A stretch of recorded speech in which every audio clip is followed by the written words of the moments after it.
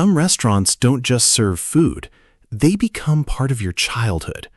Maybe it was picking your favorite from a wall of ice cream flavors, or the excitement of a toy tucked inside your kid's meal at a place that felt like a treat every single time. For millions of people, these weren't just meals, they were memories in the making. But the restaurant business is brutal. Trends shift, competitors move faster, and even the biggest names can vanish almost overnight. Some of these chains once had hundreds, even thousands of locations across the country, dominating strip malls and family road trips alike. Today, we're counting down 10 once massive restaurant chains that completely disappeared. From ice cream pioneers to steakhouse innovators, these are the brands that shaped how America eats out before fading into nostalgia. Howard Johnson's got its start as a modest soda fountain in Quincy, Massachusetts. It grew into the biggest restaurant chain in the country after Howard Deering Johnson took the reins from his father in 1925 and reworked the ice cream recipe, nearly doubling the butterfat content. That single change sent the brand's popularity soaring and helped spark one of the earliest modern restaurant franchise models. The company kept expanding, eventually adding roadside motor lodges for travelers, and became famous for a menu of 28 ice cream flavors, including offbeat options like burgundy cherry and frozen pudding. Burger Chef once went toe-to-toe with heavyweights like McDonald's. Launched in the 1950s, it earned a loyal following thanks to creative menu items and a family-friendly vibe.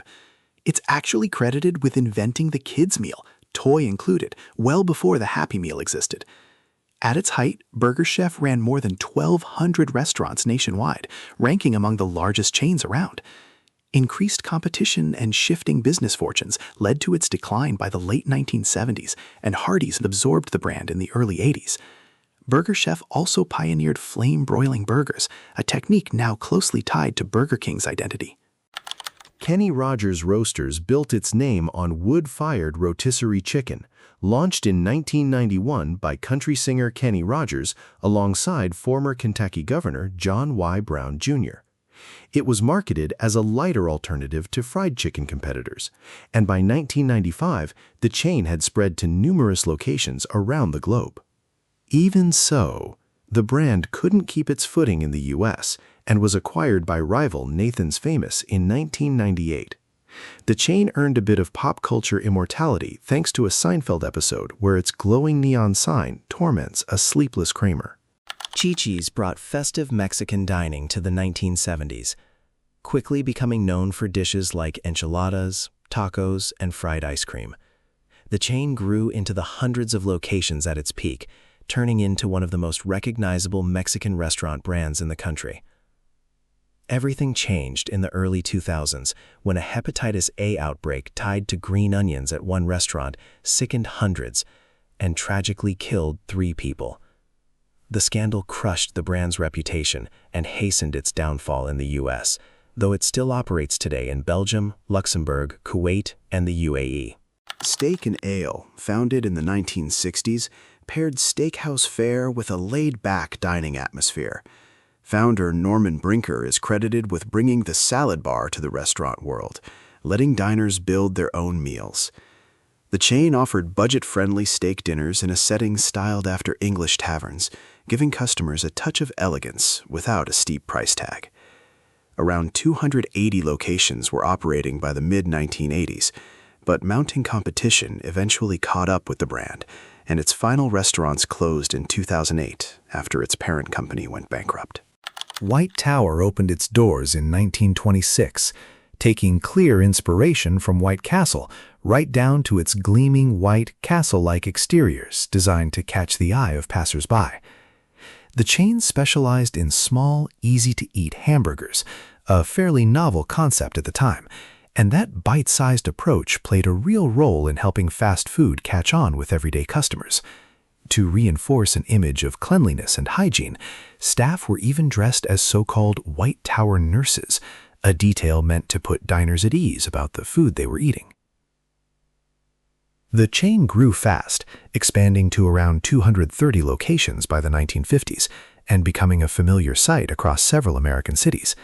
That rapid growth and its close resemblance to White Castle eventually caught up with it, though, as the similarities in branding, design, and overall operations led to legal trouble between the two companies. The dispute would go on to cast a long shadow over White Tower's future in the fast food industry. The Brown Derby was famous for its buildings shaped like an actual derby hat. Opening in Los Angeles during Hollywood's golden era, it became a magnet for movie stars and celebrities. The original location debuted in the 1920s, prized for its upscale menu and glamorous crowd. More locations followed, each keeping the signature hat-shaped design and stylish feel. Beyond serving meals, it was a place where Hollywood deals got made, and it's remembered as the birthplace of the Cobb salad, invented by owner Robert Cobb.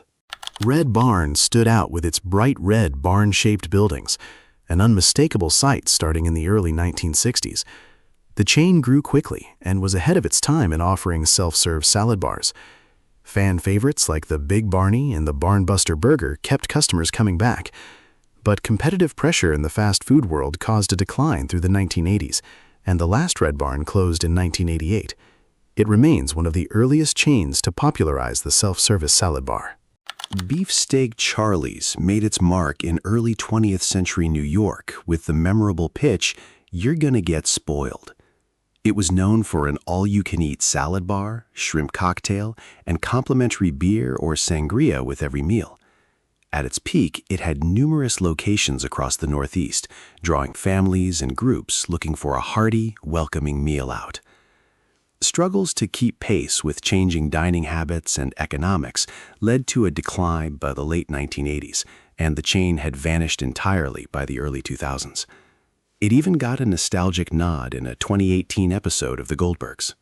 Farrell's Ice Cream Parlor, opened in 1963 in Portland, Oregon, was known for its lively, old-timey atmosphere and over-the-top ice cream sundaes, often served with music and celebration. At its peak in the 1970s, Farrell's had grown to more than 120 locations and became a go-to spot for birthdays, where kids got a free ice cream on their special day. After passing through several owners and losing popularity, the last Farrell's location closed by 2019. The chain was also known for a joke diet menu, featuring silly, made-up low-calorie dishes for anyone who'd overindulged. And that wraps up our list of 10 restaurant chains that once ruled the dining scene, but eventually faded into memory. From Howard Johnson's 28 flavors to Farrell's over-the-top birthday sundaes, each one left its mark on the way we think about eating out. It's wild to think how many of these places felt like they'd be around forever, only to disappear as tastes changed and competition grew fiercer. Chains like these remind us that nothing in the restaurant world is guaranteed, not even a household name. If this trip down memory lane brought back a few forgotten favorites, don't forget to hit subscribe and turn on notifications so you don't miss our next deep dive into the brands that shaped American dining.